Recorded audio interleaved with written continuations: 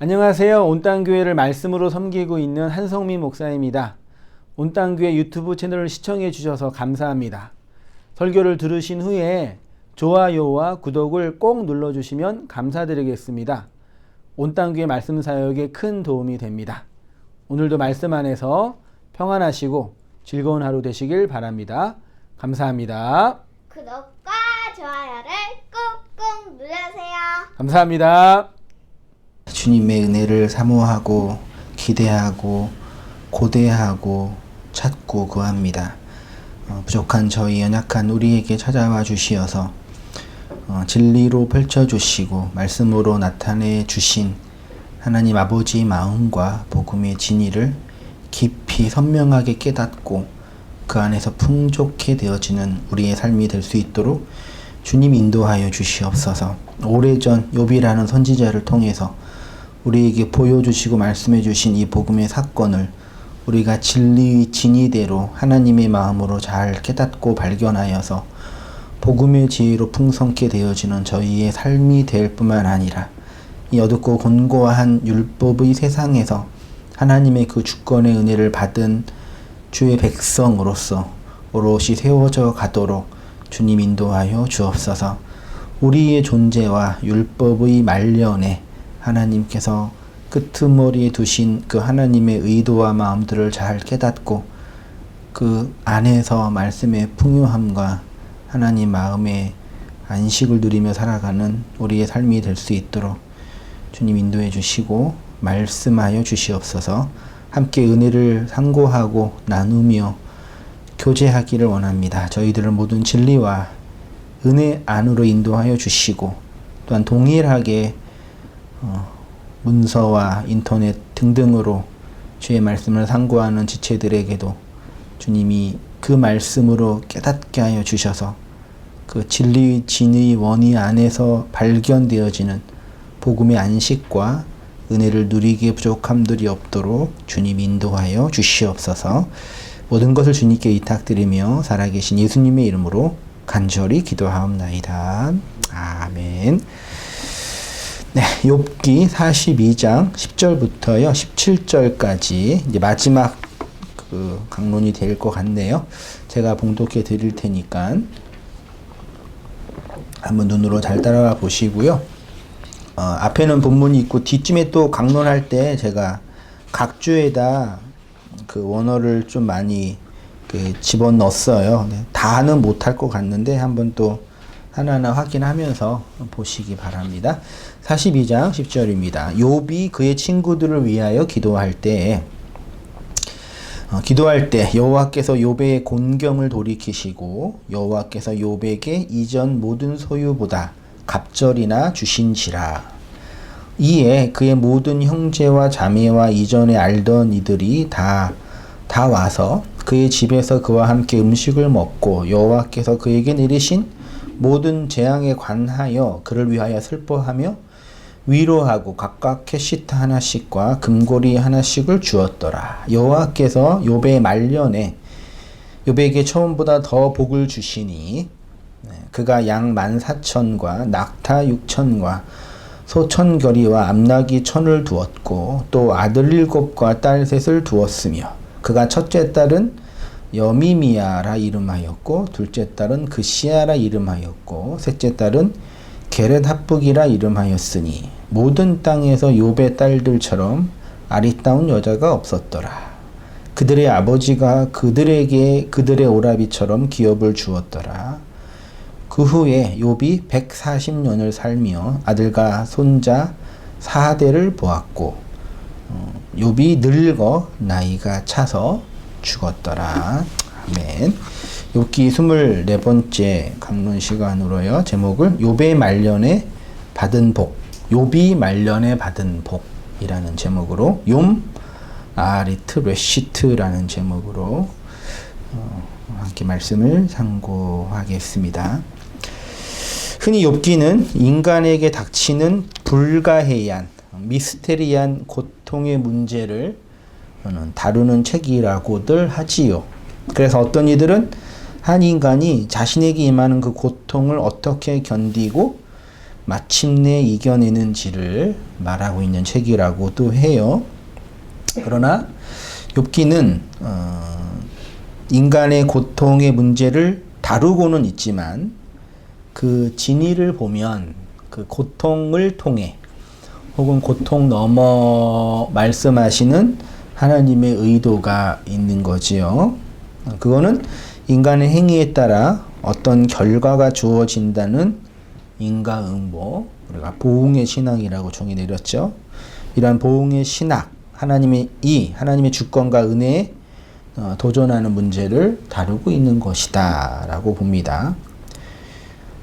그 하나님의 은혜의 주권에 제일 먼저 도전하는 세력을 하나님이 사탄이라고 규정하였고, 욥이 이유 없이 하나님을 경외하지 않는다고 사탄이 하나님께 말하자면 도전한 거죠.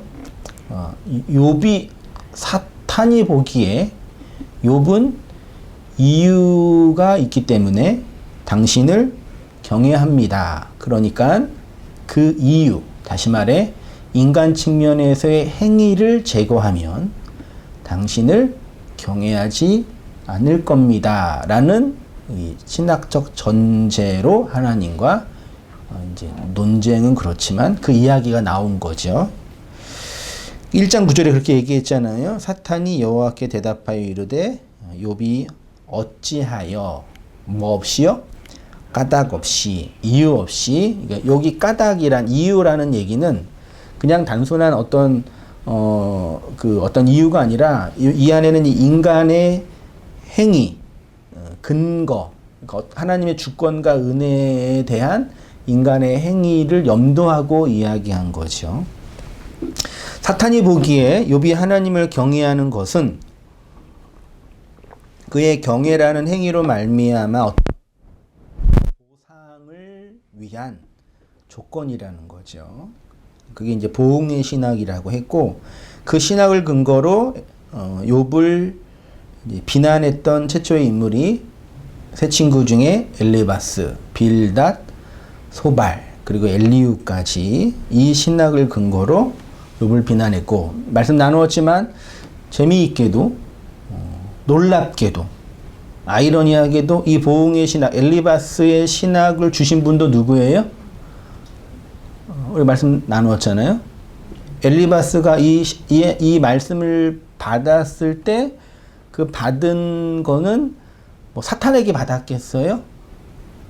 사탄이 준 건가요? 하나님의 말씀이라고 받은 거죠. 그게 되게 깊이 있게 더 상고할 만한 논제 중에 하나죠. 욥이 경험한 이 고난은요, 인간 측면에선 불가해한 거예요. 그건 흔히 미스테리라고 하는 거죠. 현상 속에 있는데 이유와 원인을 따질 때 그 이유와 원인을 논리적으로 이렇게 그려낼 수가 없다는 얘기죠. 그래 다만 욥을 근거가 뭐예요? 네가 지금 고통받고 있다. 고통받는 이유는 그 전에 이 고통받는 결과는 이 고통의 결과에 이르게 하는 뭐가 있다? 원인이 있다. 그 원인을 이제 종교적으로 뭐라 그런다? 죄라고 그런다. 그러니까 네가 죄를 범했으니까 이러한 고난을 받는 거다. 그러므로 이 고난에서 벗어나는 유일한 길은 뭐다? 너의 죄를 이제 그 모든 종교이면서도 기독교 신학 중에 한 중요한 내용인 거죠. 이게 이제 이 복음을 찾고 복음을 배워가고 있는 우리 입장에서 되게 그 신학적인 고민이에요. 그럼 기독교는 다른 이방 종교와 뭐 다른 게 없나? 이런 식의. 왜 우리도 결국은 많은 사람들이 여전히 예수님 믿는 것도 이 보응의 신학의 관점에서 믿는 거니까요. 인과응보는 그냥 전통적인 한국의 신학이었잖아요. 샤머니즘이었고 불교이기도 하고 인간의 보편성이고 그게 한마디로 율법이라고도 우리가 표현하고 있는 거죠. 그걸 이제 어떻게 결론적으로 말하면 중보자 예수 그리스도를 통해서 극복하고 해석해내냐가 기독교인, 그리스도인 거죠. 그러니까 겉으로는 그리스도인이라고 그리스도교를 믿는 성도라고 믿음의 사람이라고 말은 하면서 그 그리스도 중보자 그리스도에 대한 이해, 지식, 믿음은 없는 거죠. 결론적으로 말하면 자, 이러한 행위의 결과의 상관성은 무엇이 문제냐면 하나님의 주권과 은혜에 반하는 것이기 때문이죠. 이러한 보응의 신학에서 현재 욥의 불행의 원인은 욥의 나쁜 행동, 즉 하나님의 의도에 반하는 어떤 나쁜 행동이 있었기 때문이라는 거죠. 그러니까 보상을 받는 것이나 벌을 받는 것의 근거는 어디에 있다고요? 인간의 행위에 있다. 이게 이제 기독교 신학이 은혜의 종교가 인간의 행위의 종교를 부시는 방식이고 예수님이 그렇게 인간의 행위의 종교에 바벨론화된 유대교를 부신 거죠. 그건 오늘날도 동일하게 나타나고 있는 것인 것 같아요. 보응의 신학에서 현재 욥의 불행의 원인은 욥의 나쁜 행동, 즉 하나님의 의도에 반하는 어떤 나쁜 행동이 있었기 때문이라는 거예요. 그러니까 보상을 받는 것이나 벌을 받는 것의 근거는 자신의 욥 자신의 진심은 그런데 이제 욥은 이러한 친구들의 비난, 신학적 공격에 공격 일단은 인정하지 않았죠. 욥이 독백하고 기도하는 내용은 그러면 내가 뭐 잘못한 게 있나? 이런 게 아니라 그건 아닌 것 같는데 지금 내가 이 불가해한 고난, 저주라고 지금 명명될 만한 이런 고난을 당하는 이유가 나의 잘못된 어떤 행위의 결과는 아닌 것 같은데 그치만 힘든 거죠. 여기에 욥의 이제 독백과 고난과 어려움과 난제와 절망. 하나님 은혜를 다 안다고 은혜의 실효에 대한 이해가 있다고 지금 현재 율법의 세상에서 행위의 법칙 아래서 당하는 인과론적인 고난이 해결되는 건 아니지요. 그거는 더 좋은 행위를 한다고 해서 혹은 소위 말해 더 풍성한 진리가 된다고 해서 더 강력한 은혜를 소유한다고 해서 그게 뭐 보상되거나 해결되는 게 아닌 거죠.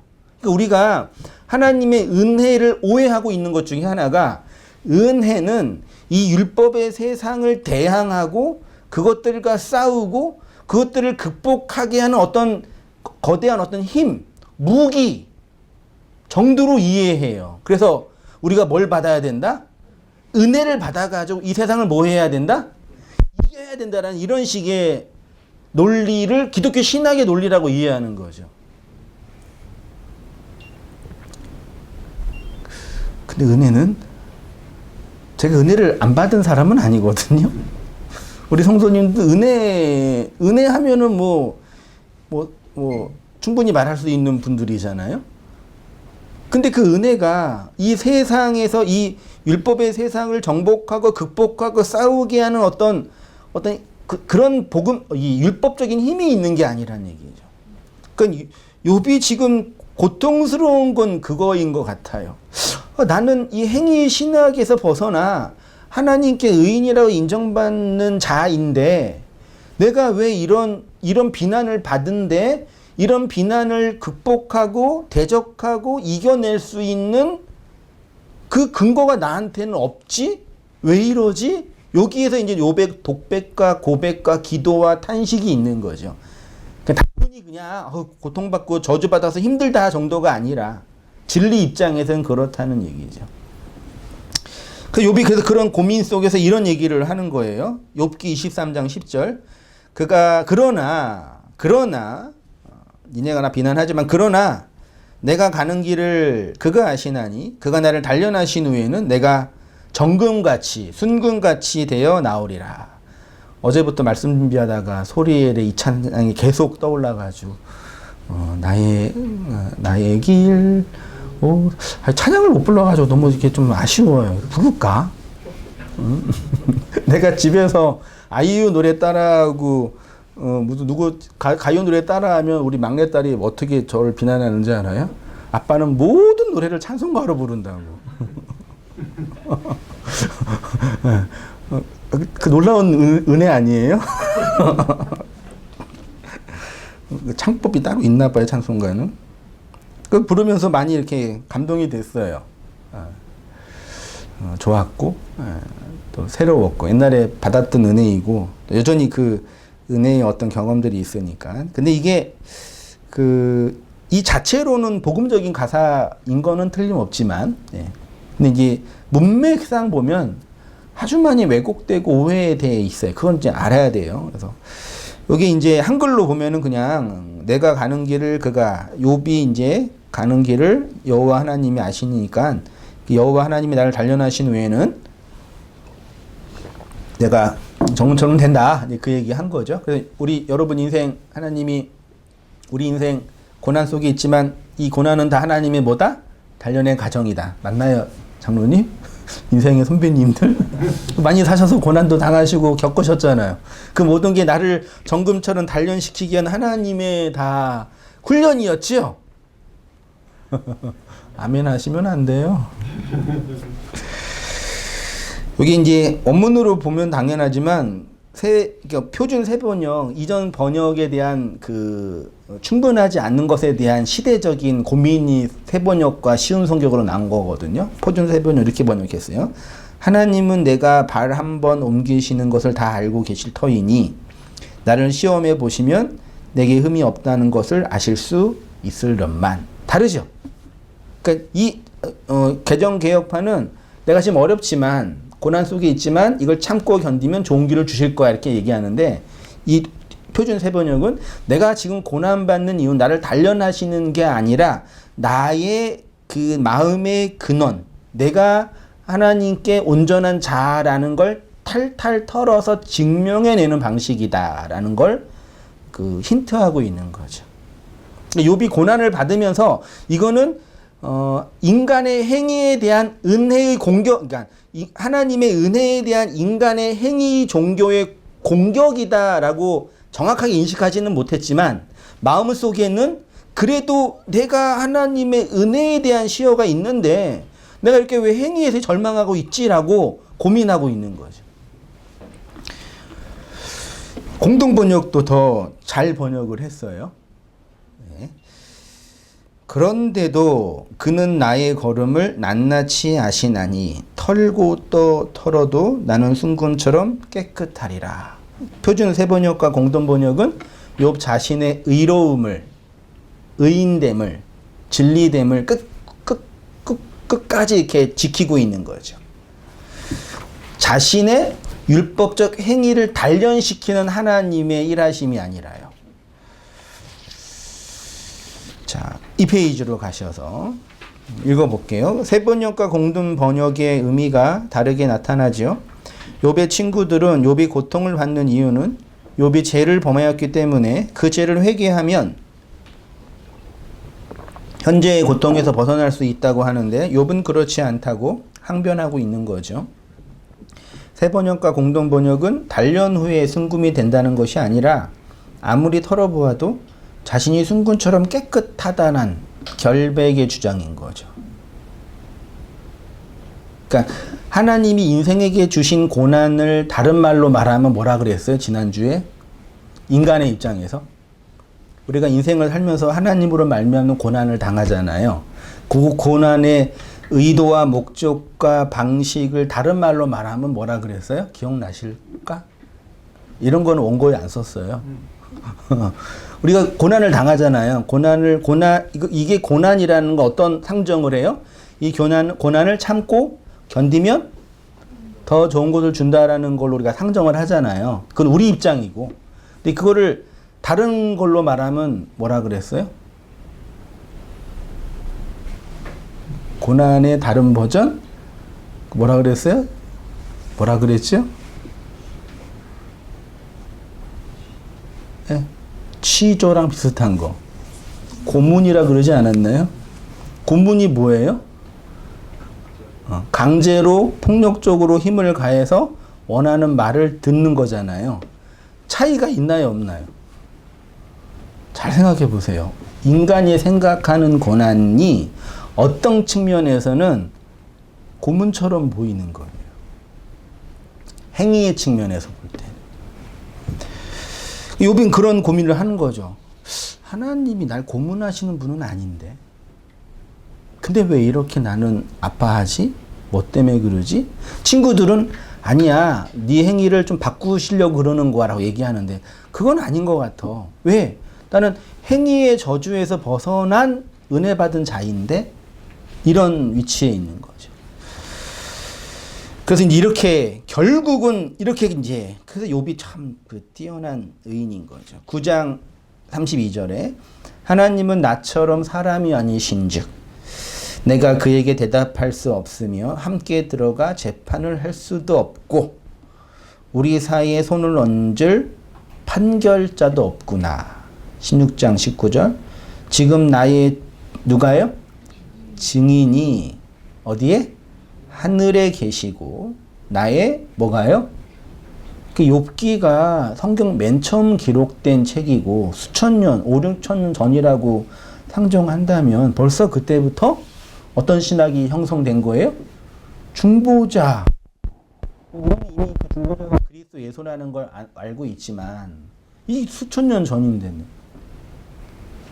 중보자가 계시다. 아, 지금 나의 우리 이 미스테리한 원인과 결과로 설명될 수 없는 고난에 대한 해결책은 어디에 있다? 중보자 그리스도 예수에게 있다. 라고 고백한 거죠. 그래서 모든 종교, 인간의 행위의 종교를 극복하는 이 뛰어난 구약의 여호와의 종교의 핵심의 구원론이 바로 그 기독론, 중보자론이에요. 그리고 그 중보자에 대한 하나님의 그 회복과 용서를 경험한 결과로 그 중보의 직책을 누가 감당해요? 욥이 중보의 직책을 감당하잖아요. 아시죠? 모르시나? 42장 10절에 제일 먼저 욥이 친구들을 위해서 뭐 했대요? 기도했대. 이 기도가 히브리어로 그냥 단순히 기도하는 게 아니라 중보하다라는 의미가 있어. 그리고 하나님이 친구들한테 말하지 않고 욥한테 야 네가 쟤네 위해서 기도 좀 해줘. 그래야 쟤네가 용서받아 라고 얘기한 거죠. 욥은 자신의 고통의 문제에 답을 줄 수 있는 중보자가 필요하다고 선언했습니다. 나의 행위를 고쳐서 이 저주의 고통에서 벗어날 수 있는 게 아님을 얘기하는 거예요. 새 친구들이 복음적 이해가 있었다면 그렇게 얘기하지 않았죠. 네가 지은 죄가 많아서 그런 거야. 인생의 고난과 어려움을 경험할 때 네가 하나님의 뜻에 반해서 그런 거야. 이렇게 말하지 않은 거죠. 인간의 불가해한 문제에 대한 최종적인 해답은 중보자 그리스도 예수인 거죠. 그래서 중보자가 없는 모든 종교는 어디에 빠져요? 인간의 행위, 즉 희생제사에 빠지게 되는 거죠. 성경은 그 중보자를 그리스도 예수라고 하고 지난주에 나누었던 것처럼 그 중보자가 보혜사 혹은 위로자라고 얘기한. 그래서 하나님이 그 욥이 하나님의 임재 속에서 회개한 것이 아니라 뭘 받았다고요? 위로를 받았다. 그 중보자의 사역으로 말미암는 참된 위로를 경험했다라고 얘기한 거죠. 결국 이에 대한 하나님의 해답은 욥기 38장에서 질문으로 나타나잖아요. 내가 이 땅에 기초를 세울 때 너 어디 있었냐라고 하면서 인간의 행위가 하나님의 주권적 섭리에 의해서 함몰되는 은혜의 초월성을 선포하는 거죠. 그러니까 인간의 행위를 자꾸 제가 이렇게 부정한다고만 보시지 마시고 늘 말씀드리지만 인간의 행동, 양식과 행위 자체는 매우 중요하지요. 왜? 우리가 이 사회에서 각각의 사회 구성으로 살아갈 어떤 규칙과 원리니까요. 근데 그게 뭐 하나님의 초월적인 은혜와 비교할 때는 뭐가 돼요? 제로가 되는 거죠. 초월적, 무한 플러스 알파는 알파가 있는 거예요, 없는 거예요? 무한대에 10을 곱하고 1000을 곱하고 10절을 곱해도 그거는 뭐예요? 0 곱하기 1000은 0이고 0 곱하기 1조도 0이잖아요. 그 0이 무한의 개념이잖아요. 수학적으로 설명된 거잖아요. 그러니까 하나님의 은혜는 그런 차원이라는. 그래서 제가 어떻게 표현했냐면은 인간의 행위가 함몰되는 거예요. 사라진다라고 말하면 좀 그렇고 함몰되는 거예요. 그래서 인간의 행위 플러스 100, 하나님의 행위 플러스 100이 돼서 은혜가 된다는 얘기가 아니라 이미 주어진 하나님의 은혜의 말씀을 선언하고 계시는 거지. 이는 인간의 행위와 그 결과의 상관성이 없는 오직 은혜만이 인간의 모든 불가해한 문제에 대한 해답을 주는 거죠. 그래서 이 땅에서 우리가 경험하는 모호한 해석할 수 없는 불가해한 경험을 이겨낼 수 있는 유일한 길은 뭐라고요? 하나님의 은혜라는 얘기죠. 근데 그 은혜를 그래서 초월성이라고 표현한 것이 이 행위를 함몰시키는 하나님의 것이라는 얘기죠. 그러니까 우리가 성도가 이 땅의 율법의 세상에서 역사를 지나갈 때 우리의 행위가 필요하겠지만 하지만 당연히 하죠. 그 속에서 그 행위를 뛰어넘는 하나님의 은혜의 초월성을 문득문득 경험하는 게 신앙의 핵심이라는 얘기예요. 이해되셔요? 믿으십니까?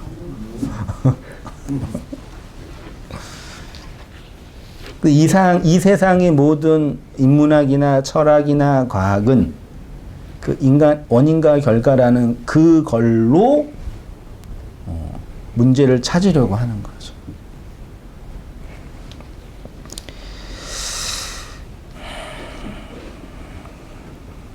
이것이 곧 사탄의 멸시, 즉 인간이 까닭없이 하나님을 경외한다는 사탄의 고서를 물리치시는 하나님의 구원의 방식인 거죠.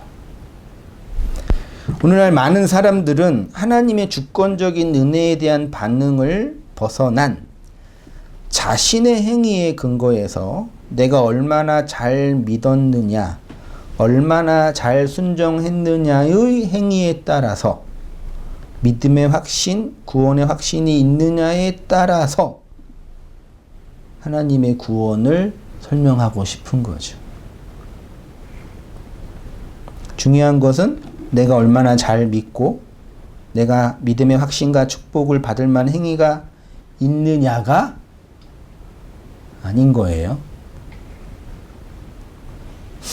하나님의 주권, 무조건적으로 부으시는 그 하나님의 은혜에 대한 인정과 반응과 경험이 있느냐의 문제인 거죠. 그러면 또 이렇게 질문하죠. 그러면 정말 목사님이 말하는 것처럼, 당신이 말하는 것처럼 우리의 행위는 그럼 뭐 아무짝에도 쓸모없는 거예요? 라고 말하는 거죠. 그럼 제가 뭐라 그럴까요? 네? 그런 질문을 반드시 해요. 근데 저는 그 얘기를 하는 게 아닌 거예요. 어떻게 제가 표현하냐면 하나님의 은혜에 대한 인정과 반응과 경험이 있느냐, 그 은혜에 의존하느냐의 영역인 거죠.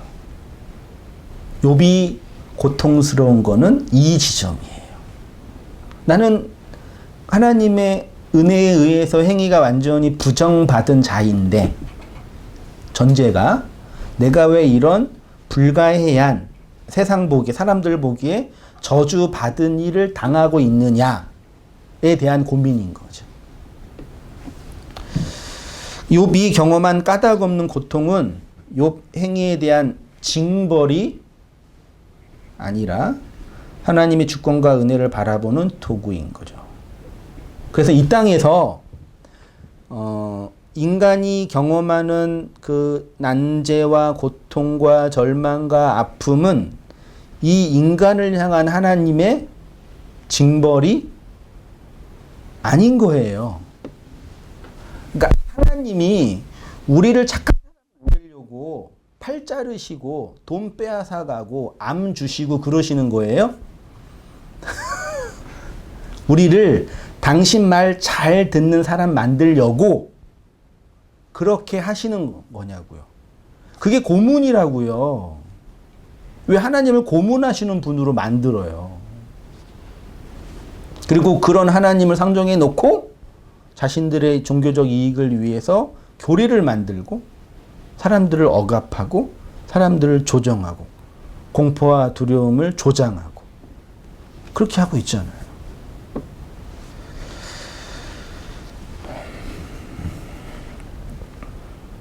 욥이 경험한 까닭 없는 고통은, 불가이한 고통은 욥의 행위에 대한 징벌이 아니라 하나님의 주권과 은혜를 바라보게 하는 도구이고 가정이고 교보죄인 거지. 그래서 이 세상은 필연적으로 고난의 강인 거죠. 아무도 그 길을 벗어날 수 없는 거죠. 지금 이 시간에도 고통과 시련을 당하는 사람들이 이런 질문을 하지요. 내가 무슨 죄를 지어서 이런 고통을 당하고 있는가? 이거는 인간의 본성이나 봐요. 그렇죠? 참 우리나라 콘텐츠 지난주도 말씀드렸지만 지옥이라는 걸 보면은 물론 약간 기독교를 비꼬는 얘기도 있는 것 같기도 하고 종교를 비꼬는 얘기도 하는데 이 세상에 불가해한 어떤 일이 발생하잖아요. 근데 그거를 사람들은 고통과 저주로 인식하잖아요. 그리고 무섭게 만들어 놨으니까. 근데 그거를 당할 때 이거는 자연의 법칙과 인과율을 초월한 내가 해석할 수 없는 불가해한 어떤 일이 나한테 닥친 거야 라고 해석하는 사람이 아무도 없고 어떻게 해석해요? 내가 어떤 죄를 지어서 이렇게 당하는 거야 라고 그 지옥이라는 용어 자체도 만든 거죠. 여러분 제가 말씀드렸지만 그 21세기 이전까지 인간이 상정한 지옥은 다 누가 만든 지옥이에요? 아주 중요해요. 지옥을 만든 사람이 있어요. 어디에서? 문학에서. 누가? 단테가. 지금 이 문학이나 영화나 혹은 이거에서 만드는 지옥의 개념은 서구 문명에서 말하는 지옥의 개념은 다 누가 만든 거예요? 성경이 만든 게 아니라 단테가 만든 거예요. 문학 작품에서. 서구 문명은 그렇게 지옥을 이해하고 있고 동양 문명은 어디에서 만든 거예요? 불교에서 말하는 팔열지옥이나 힌두교 지옥은 잘 모르겠지만 다 거기서 만든 거를 기독교가 차용해서 성경의 지옥이라는 용어로 해석을 했으니까 그렇게 차용해서 이해하는 거죠. 그리고 이제 현대에 이제 한국에 뛰어난 이 감독이나 문학가들이 이제 그거를 이제 콘텐츠로 만들어가지고 돈도 잘 벌고 수출도 하고 성공하고 있잖아요. 그 용어를 이게 가져가는 게 권력을 가져가는 거죠. 그런 탄식에 빠지거나 반대로 일이 잘 풀리거나 번영의 시간을 보낼 때는 하나님께 무엇인가 인정받을 만한 일을 했기 때문이라고 생각하지요. 그러나 욥기의 메시지는 이런 잘못된 자의식 중심의 믿음, 인간 중심의 믿음으로부터 하나님의 주권과 은혜 중심의 믿음을 말하고 있는 것이지요. 그러니까 성경이 말하는 믿음은 사실 인간의 믿음, 고작해야 우리의 뇌가 인지하고 우리의 감정이 느끼고 우리의 행위가 만들어낸 몇 가지의 도덕적인 행위로 규정되는 믿음이 아닌 거예요. 그 믿음의 확신이라는 말처럼 되게 난해한 용어가 없다니까요. 우리는 확신을 가져야 합니다. 이 발처럼 난해한 게 어디 있어요? 그 확신을 가지려면 일단 우리의 내가 인지하고 암기하고 외워야 되잖아요. 치매 걸리면 어떡해요? 네? 그러면은 나중에 죽어서 주님 앞에 갔는데 죽기 직전에 평생 동안 하나님 잘 믿다가 돌아가기 직전에 아버님 하나님 잘 믿으시죠? 그러니까 하나님이 누구야? 예수님 잘 믿으시죠? 예수님이 누구야? 평생 잘 믿다가 병 걸려가지고 치매도 병이잖아요. 병 걸려가지고 뇌 세포가 죽어가지고 기억을 못했는데 그럼 그분은 지옥 가는 거예요? 극단적인 예가 아니라 지금 일어나고 있는 일이라니까요. 우리의 이 생물학적인 뇌 기능, 호르몬에 의해서 결정되는 이런 생물학적인 기능이 믿음이라는 걸 붙잡을 수 있겠냐고요. 사람도 호르몬을 조정하고 세뇌시키면 얼마든지 조정할 수 있는 게 사람인데 하나님이 그거 못해가지고 우리를 이렇게 주신 거겠냐고요. 그 바보 같은 생각에서 벗어날지어다.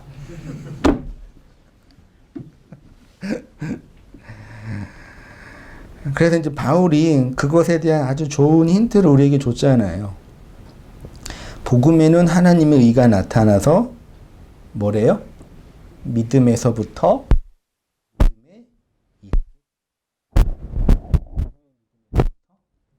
하나님의 믿음에서부터 우리의 믿음에 이르게 됩니다. 그래서 피스 토스 믿음을 오미크론 시그마 가진 자 혹은 그 믿음이 된 자 하나님의 믿음들이 된 자라고 신약 성경이 아름답게 정리해 준 거잖아요.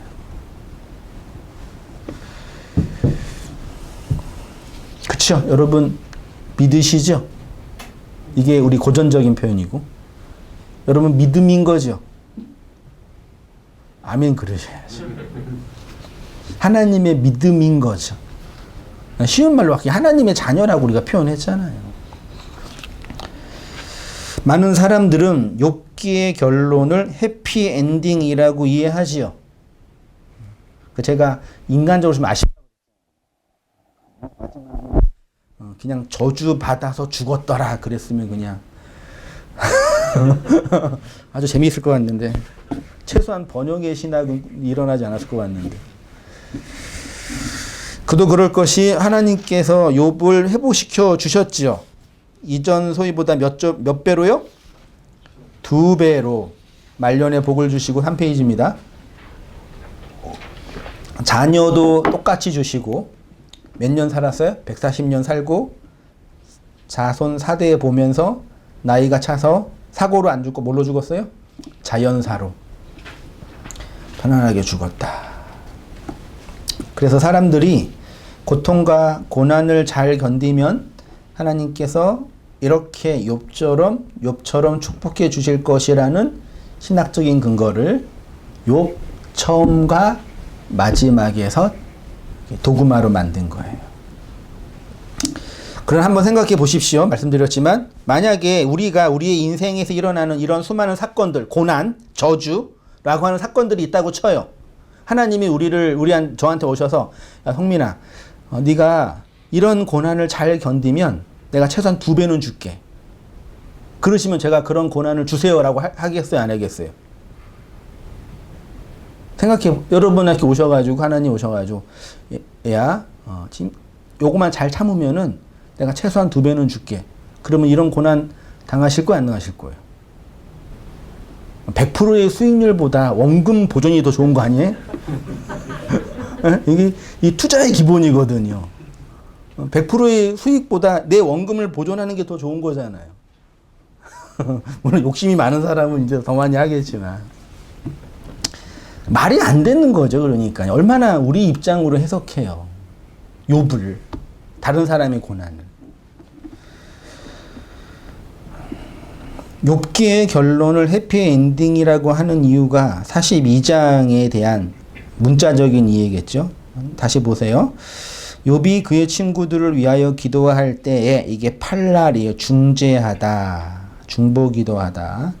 여호와께서 욥의 곤경을 돌이키시고 여호와께서 욥에게 이전 모든 소유보다 갑절이나 주신지라. 이게 이제 번역에 충분하지 않는 번역이죠. 이전 모든 소유보다 갑절, 제가 줄친데 있죠. 각주 3번 있죠. 이게 히브리어로 뭐라고요? 미시네라는 명사예요. 근데 이게 한글로는 구잖아요. 이전 모든 소유보다 갑절. 이게 한 단어로 돼 있다니까요. 번역을 갑절 앞에 의역을 이전 모든 소유로 번역을 의역을 한 거예요. 그냥 나중에 얘기할게요. 주신지라. 11절 이에 그의 모든 형제와 자매와 이전에 알던 이들이 다 와서 그의 집에서 그와 함께 음식을 먹고 여호와께서 그에게 내리신도 보예요. 들어가신. 그러니까 하나님이 보세요. 이 단어만 보면, 보라는 단어만 보면 하나님이 제3자의 입장에서 욥에게 고난을 준 것, 재앙을 던진 거잖아요. 그게 내리신의 의미잖아요. 한글로는. 이게 보라는 건 뭐냐면 동사의 고컴이에요. 여호와 하나님이 욥에게 뭐예요? 들어가셨다예요. 뉘앙스가 다르죠. 그러니까 하나님이 요놈 봐라, 내가 한번 해보지 이렇게 던진 게 아니라 3인칭 관찰자 시점이 아니라 욥 인생 속으로 들어가신 거예요. 그거를 내리신이라는 보호라는 단어가 설명하는 거예요. 욥 인생 속에 온 거라니까요. 고난이라는 형상을 가지고 모든 재앙에 관하여, 이 재앙도, 재앙은 이게 좀 한자로 좀 그렇지만 이게 라예요. 라가 그냥 악이거든요. 근데 악이라는 게 있어요, 없어요? 악은 뭘로 설명해요? 선으로 설명하잖아요. 그 악은 뭐예요? 선이 아닌 게 악이잖아요. 그러니까 악이 왜 필요해요? 선을 설명하려고 필요하잖아요. 그러니까 그 악을 통해서 선을 알면 그 악은 악이에요? 아니에요? 아닌 거지요. 그게 용서라 그랬잖아요. 율법이라는 아래의 세상을 통해서 율법 넘어 초월성이 있는 하나님의 묵시를 알면 이 율법은 더 이상 악이 아닌 거잖아요. 그걸 용서라 그랬잖아요. 이해되시죠? 그걸 재앙으로 번역을 한 거예요. 라인데. 그를 위하여 슬퍼하며 위로하고 각각 캐시타는 무슨 화폐 단위래요. 하나씩 금꼬리 하나씩을 주었더라. 12절 여호와께서 욥의 말년에 욥에게 처음보다 더 복을 주시니 쭉쭉쭉쭉 이제 설명하고 딸들 이름 나오죠. 16절 보세요. 그 후에 욥이 140년을 살며 아들 손자 4대를 보았고 144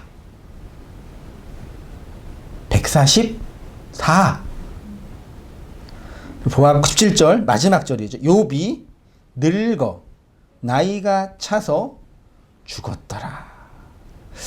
너무 그 결론으로서는 참 멋있는 결론처럼도 보이지만 되게 심플한 결론이지만 17절, 그러니까 10절과 17절 원어로 보면은요, 의미가 확 달라지는데 볼게요. 10절에 이전 소유보다 갑절을 주셨다 해서 이전 소유보다 갑절이란 문구는 한 단어, 미시네예요. 미시네가 2배 혹은 둘 이란 뜻이래요.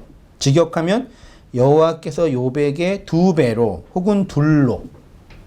그러니까 2배라는 개념이 이 땅의 개념, 하나의 개념이 아니라 그 하나를 짝으로 완성하는 개념으로서의 2배라 그랬잖아요. 그 2배로 둘로 온전하게 풍성하게 건네주었더라. 그의 자산을 2배로 늘려주셨다가 아니에요. 성경에서 2배 혹은 둘은 이 땅에 있는 것이 아니라 하늘의 것, 하나님으로부터 임하는 어떤 은총, 초월, 묵시를 설명할 때 2배, 둘, 갑절. 그래서 이사야가 하늘로 올라갈 때, 엘리야가 하늘로 올라갈 때 엘리사가 갑절을 달라 그랬잖아요. 그 이 땅의 것이 아닌 하나님이 당신에게 건네준 그 은혜의 풍요함을 건네주세요라는 표현인 거죠. 능력 2배 달라는 그런 물리적 얘기가 아니라요. 자, 12절도 보시면 여호와께서 4페이지입니다. 욥의 말년에 여긴 중요한 것 중에 하나인데 욥에게 처음보다 더 복을 주시니 그랬죠. 이 말년이 욤 아하리트레. 욤은 히브리어로 뭔지 아셔요? 이게 그냥 날이에요. 날. 어떤 시간, 어떤 이 카이로스의 역사, 그 낮이라고도 하고 그 날이에요. 그러니까 그다음에 아하리트는 마지막 끝이에요. 그 직역을 하면 날의 끝, 그 마지막 날 혹은 끝날. 많이 안 들어봤어요? 요 끝날이 신약 성경을 하면 뭐로 번역됐어요? 종말. 예수님이 제자들에게 믿음과 사랑을 지키기 위해서 어떻게 하라고 하셨어요? 끝까지 뭐 하라? 견디라 그랬죠. 그게 히브리어로 뭐라고요? 욤 아하리트예요. 자, 요한복음 13장 1절 이하 보세요. 6월절 전에 이게 예수님이 마지막 날이에요. 6월절이요. 그 7날을 완성하는 마지막 날이에요. 6월절 전에 예수께서 자기가 세상을 떠나 아버지께로 돌아가실 때가 이른 줄 아시고 세상에 있는 자기 사람들을 사랑하시되 어떻게 사랑하셨어요? 끝까지. 말이 안 되죠. 끝까지 사랑하신 분이 떠나면 어떡해? 말이 안 되잖아요. 물리적으로도 이거는요. 그러니까 죽을 때까지 사랑했다는 얘기인가 이게? 그렇게 이해되죠. 요거를 제가 말씀드렸던 것 같는데 세상에 있는 자기 사람들을 사랑하시되 끝까지 사랑하시다라고 끝까지가 에이스 텔로스 아가파오라 그랬잖아요. 에이스 향해서 텔로스 완성, 아가파오 사랑, 사랑의 완성을 향해 아가파오의 성취를 위해 직역하면요. 그게 어떻게 사랑한 거라고요? 그러니까 예수님이 지금 제자들과 마지막 6월절 만찬을 끝에서 하시는 거예요. 그 끝에서 성령을 약속하셔서 마지막 한날을 그 6월절 만찬을 통해서 끝으로 주시고 가시는 거예요. 그게 제자들을 향한 사랑의 완성을 성취하고 가신다는 얘기예요.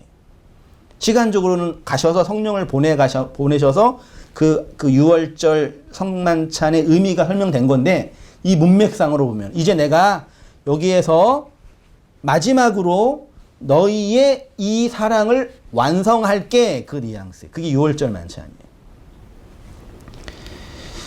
그러니까 끝까지 사랑한다는 얘기는 지고지순의 사랑을 의미하는 것이 아니라 이 아래의 세상, 율법으로 보여준 나의 육체로 이 육으로 보여준 이 나의 사랑을 초월한 다른 차원의 그 영의 사랑을 보여줄게. 그게 에이스 텔로스 아가파오. 자, 코스모스의 세상 안에 있는 자기의 사람들을 사랑하신다는 것은 율법이라는 이 세상의 내용을 통해서 사랑의 완성, 진리의 완성, 온전함에 이르긴다게 하신다는 것이지요. 끝으로 번역된 텔로스가 이런 의미예요. 마태복음 13장 49절에도 세상 끝에도 이러하리라 천사들이 와서 의인 중에서 악인을 갈라낸다 할 때 그 세상 끝이 물리적 시간적 세상 끝이 아니라 호코스모스 율법의 텔로스 완성, 그 세상의 성취, 눈으로 보여진 라라고 악으로 우리가 규정한 이 세상이 하나님의 토부 선으로 성취되는 그 지점, 그게 세상 끝이에요. 종말. 이 율법으로 주어진 세상에서 하나님 백성을 진리로 완성하신다는 걸 설명하는 거죠. 구약의 구원론의 아주 중요한 것이 바로 누가 구원받아요? 남은 자만 구원받아요. 똑같아요. 끝으로 완성된 자. 그 마지막 하나를 완성하는 게 한자 수고로 뭐예요? 활용 점점이잖아요. 다 그 뱀을 그려놓고 사실 그 그린 용은 용이 아니라 뱀이에요. 용은 없는 거예요. 이해 안 돼요? 다 뱀을 그려놓고 마지막에 여의주에 뭐예요? 아무튼 마지막 하나를 딱 찍어야지 그 뱀이 뭐가 돼요? 용이 돼서 하늘로 승천하는 거예요. 그렇게 얘기한 거라니까요. 이 용의 입장에서는 이 세상은 다 이무기들의 세상이거든요. 뱀들의 세상이거든요. 근데 그 마지막 하나를 중보자가 십자가에서 완성하신 거니까 뱀으로 죽으신 중보자가. 그래서 하늘이 되는 거라고 표현하는 거죠. 하늘들이라고 표현하고 예수님이 그걸 그냥 하나님의 나라가 너에게 임했다라고도 표현한 거죠.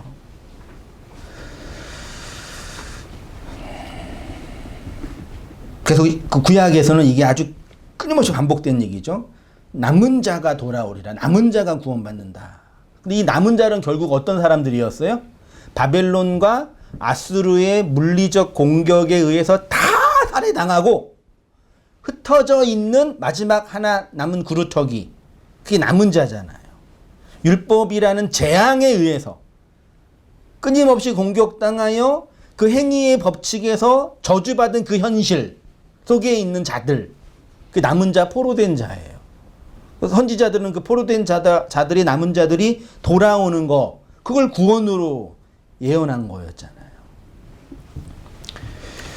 또 이게 더 앞으로 가면은 창세기 7장 23절에 지면의 모든 생물을 썰어보시니 노아 방주 이야기잖아요. 사람과 가축과 기는 것과 공중의 새까지 이들은 땅에서 썰어버림을 당하였으되 오직 노아와 그와 함께 방주에 있던 자들만 뭐 했대요?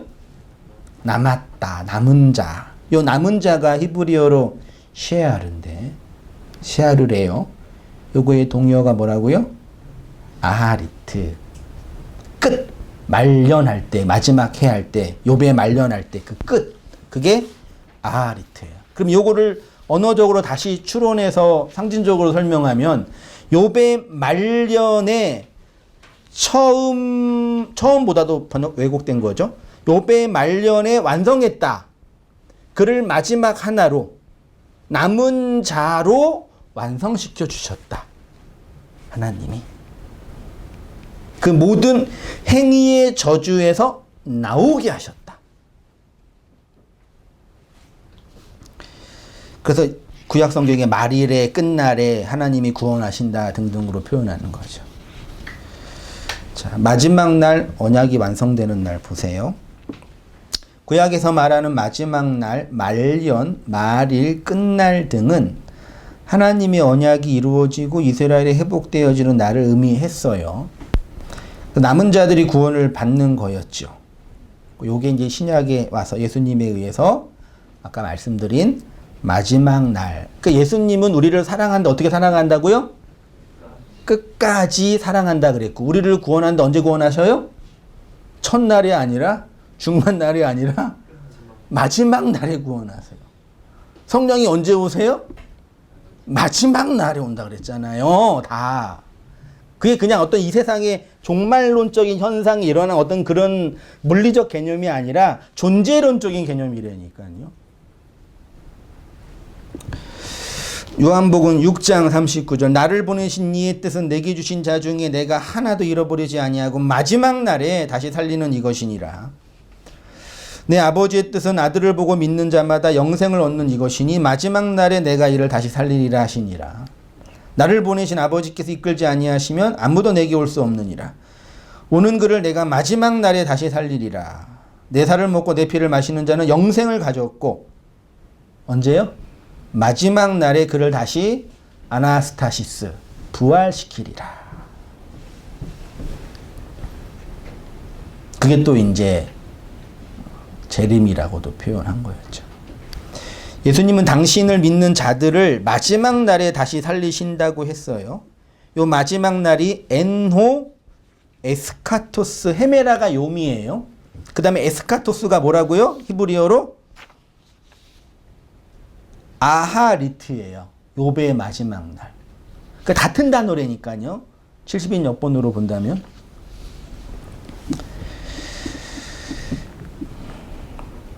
그러니까 성경이 말하는 마지막 날은 시간적인 끝이 아니라 존재론적인 완성의 개념이죠.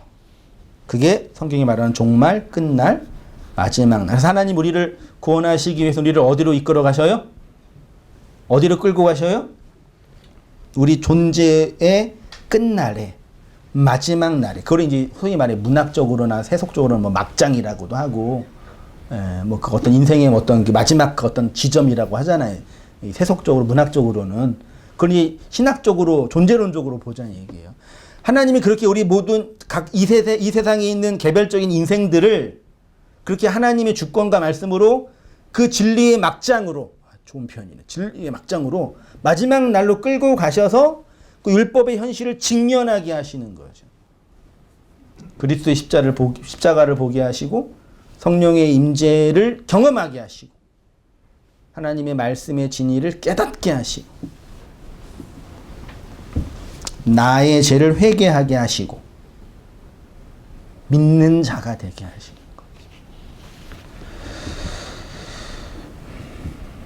그래서 예수님이 그렇게 표현했죠. 진실로 내게 이르노니 내가 한 푼이라도 남김없이 다 갚기 전에는 결코 거기서가 어디예요?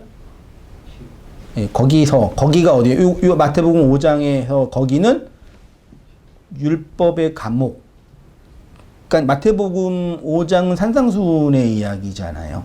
앞에 팔복을 다 얘기하고 산상수훈 자체는 구약의 율법에 대한 기독론적인 재해석인 거고, 그 구약에서는 그 율법을 지킴으로 구원을 얻는다는 행위의 구원론으로 왜곡되었던 그 시대에 예수님이 오셔가지고 그 원래 구약의 내용은 그런 행위를 말하는 게 아니라 나의 십자가의 완성을 말하는 거야 라고 십자가 질 그 사건을 예수님이 말로 설명한 게 산상수훈이라 그랬잖아요. 그러니까 전제는 제자들은 이미 율법의 감옥에 갇혀서 그게 정치적으로 볼 때는 유대교였고요. 정치적으로 볼 때는, 현상적으로 볼 때는 똑같아요. 오늘날 우리도 마찬가지예요. 유대교만 없을 뿐이 똑같은 현실이니까요. 정치적으로 볼 때는 유대교였고 문화적으로 볼 때는 헬레니즘 문화였단 말이에요. 이 세상이라는 그걸 한마디로 율법이라고 표현한 거고 다 제자들 지금 성경을 듣고 있는 모든 성도도 똑같은 현실이란 말이에요. 거기에서 이 지옥이라고 하는 다 상징적인 표현이잖아요. 이 지옥 율법의 감옥이라는 이곳에서 나올 수 있는 유일한 길은 마지막 하나 에스카토스 고드란테스 욤 마지막 하나 아하트리 레시트로 완성돼야지 나오는 거라고 하는 거죠. 그것이 나의 중보자적인 사역으로 너에게 완성되었다라고 말하시고 산상수훈에서 그거를 말한 것을 못 알아먹으니까 골고다 산에서 뭐 했어요? 십자가로 보여주신 거죠. 십자가로 보여주시고 보여주신 것을 말하고 말한 것을 보여주신 거예요. 근데 우리는 십자가를 보면서 뭐예요? 십자가를 말한 내용은 관심이 없고 십자가의 형상과 모양에만 관심을 가지고 그 십자가를 우상으로 만들었잖아요. 만들고 있고요. 그게 구약에서 놋뱀을 우상으로 만들었던 느사단 맞나요? 네, 그 놋뱀과 똑같은 거란 말이에요. 사람 와서 이 땅에 성경을 보면서 진리를 탐구하면서 말씀을 상고하면서 십자가의 내용, 산상수훈에서 말씀하신 예수님의 그 말 속으로 들어가야 되는데 십자가의 내용과 상관이 없이 십자가를 보면서 우리가 이렇게 구원받았고 이렇게 착하게 살아야 돼. 너희들이 지금 고난받는 이유는 죄를 범해서야. 이 고난에서 벗어날 수 있는 유일한 길은 착하게 사는 거야. 라고 껍데기만 말하고 있는 거예요.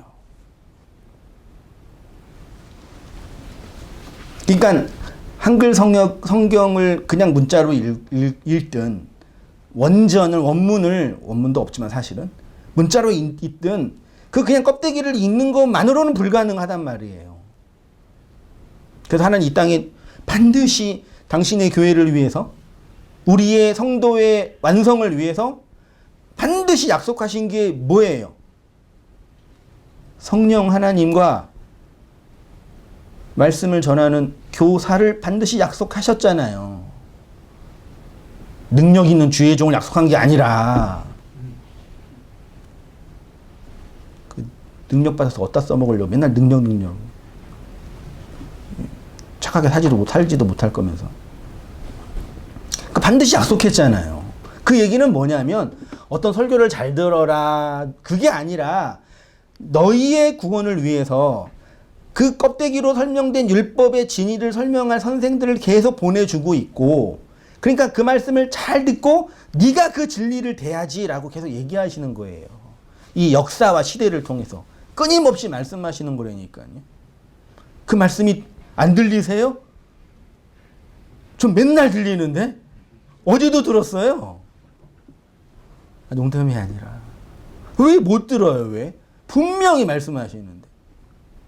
쓸데없는 이야기나 듣고, 왜곡되게 듣고, 자기 욕망으로 듣고, 그거 들리지 않고 깨닫지 못하면 아무리 뭐 설교를 듣고 뭘 해도 그냥 세기의 경읽기, 기억자 앞에 두고 난 놓고 기억자도 모르는 그 현실이 되는 거예요.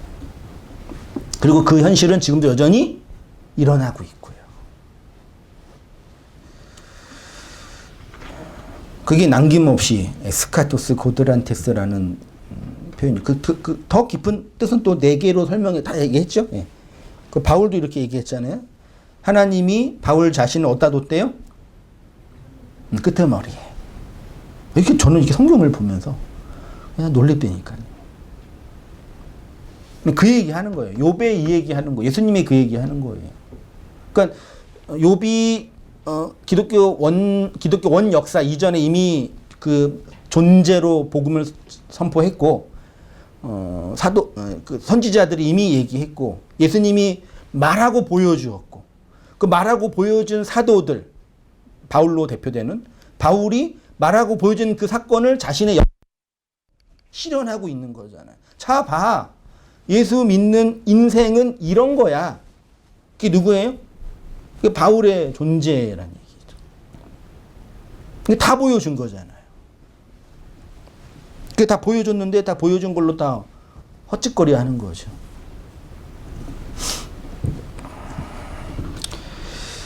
끄트머리에 두셨음에 우리는 세계고 천사와 사람들에게 구경거리가 되온. 욥이랑 똑같죠? 우리는 그리스도 때문에 어리석으나 너희는 그리스도 안에서 자유롭고. 욥이 그랬잖아요.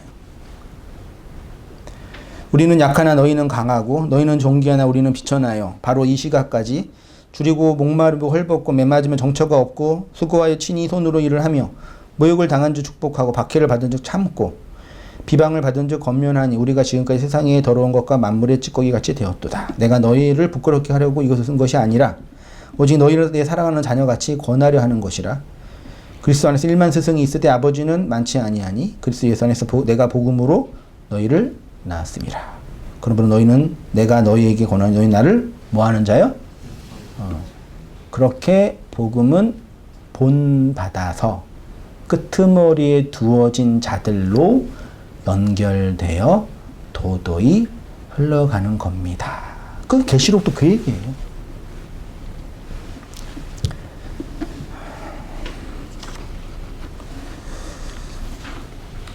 욥의 말년이 욤 아리트 레시트가 바로 이러한 구원론적인 완성을 이미 설명한 거죠.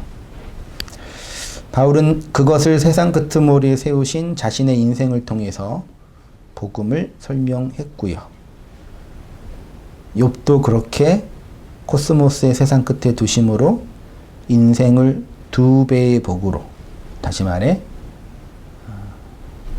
악을 통해서 선을 깨닫고 어둠을 통해서 빛을 보고 여자를 통해서 남자를 알고 아래의 율법을 통해서 하나님의 진리를 아는 것으로 완성시켜 주신 거죠.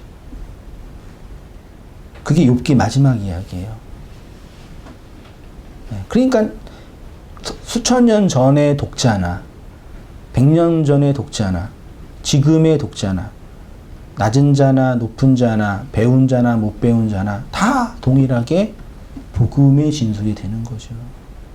어떻게 이걸 이런 식으로 번역하고 이해하고 받아들여서 고난받는 인생들에게, 물리적 고난을 받는 인생들에게 굳이 적용시켜가지고 그 고난을 이겨내라고,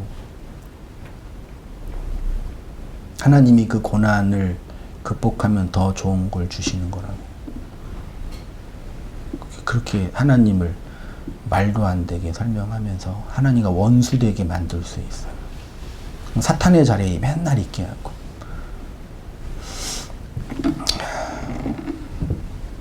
이런 하나님의 구속의 사역은 우리의 인생 속에서 동일하게 나타나고 있는 것이지요. 이런 하나님의 일하심을 바르게 아시고 깨닫으시고 누리셔서 그 은혜 안에서 살아가는 우리 모든 성도님 되시기를 주님의 이름으로 축원드립니다. 네, 기도할게요. 하나님 아버지, 마지막 날, 끝날, 말일에 우리를 남은 자로 구원하시고 끄트머리 세상의 구경거리로 세우셔서 이 세상의 허무함과 우리의 무기력함들 앞에서 하나님의 은혜의 현실과 주권의 영광을 목도하게 하시니 감사합니다. 그렇게 우리가 하나님의 은혜로 구원받고 믿는 자가 된 것을 알게 하시고 지금도 여전히 성령을 통해서 말씀들을 통해서 가르치시고 인내하시는 하나님의 한없는 사랑과 은혜들을 마음으로 깊이 깨닫고 은혜 안에서 살아가는 저희의 모든 삶들 될 수 있도록 주님 인도하여 주시옵소서. 그러함에도 불구하고 이 땅에서 우리가 보고 느끼고 경험하고 있는 모든 악들이 우리를 나쁘게 하고 절망스럽게 하고 아프게 하며 원망하게도 하는 것을 또한 봅니다. 그런 우리의 현실을 뛰어넘게 하시는 하나님의 그 초월적 은혜와 은사들을 진리와 말씀 안에서 목도케 하셔서 진정한 끝의 완성, 말년의 완성, 갑절의 복을 누리며 안식의 삶을 살아가는 저희 모든 삶들 다 될 수 있도록 아버지 인도하여 주시옵소서. 이제는 우리 주 예수 그리스도의 은혜와 하나님 아버지의 크신 사랑과 성령의 교통하심이 우리 사랑하는 모든 성도님들의 삶 속에 지금부터 영원까지 함께 있을지어다. 아멘.